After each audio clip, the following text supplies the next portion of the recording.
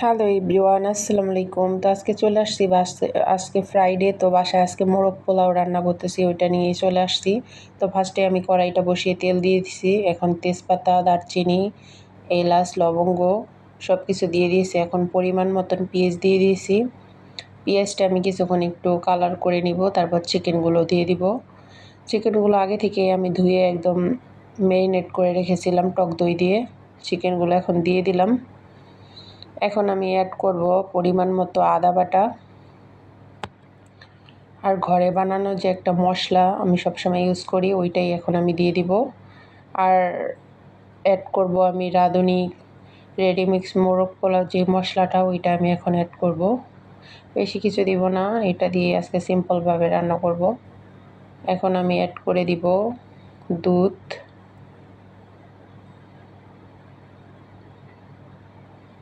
এখন আমি একটু নাড়াচাড়া করে নিব। এখন আমি বেশ কিছুটা কাঁচামরিচ দিয়ে দিব। এটাতে আমি লাল মরিচটা অ্যাড করব না, কাঁচামরিচটা দিয়েই পুরো রান্না করব। এখন ঢাকনা দিয়ে রেখেছি, আমি কিন্তু পানি দিই নাই।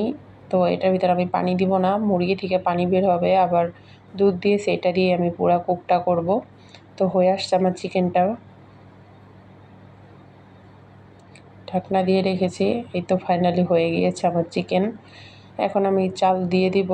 চালগুলো আমি আগেই ধুয়ে রেখেছিলাম। চালটা দিয়ে কিছুক্ষণ একটু ভাজা ভাজা করে তারপর আমি গরম পানি দিয়ে দিব। গরম পানি আমি অলরেডি বসিয়ে দিয়েছি আরেকটা চুলায়। তো হয়ে গিয়েছে, এখন দিয়ে দিচ্ছি গরম পানি। এখন আমি ঢাকনা দিয়ে রেখে দিব।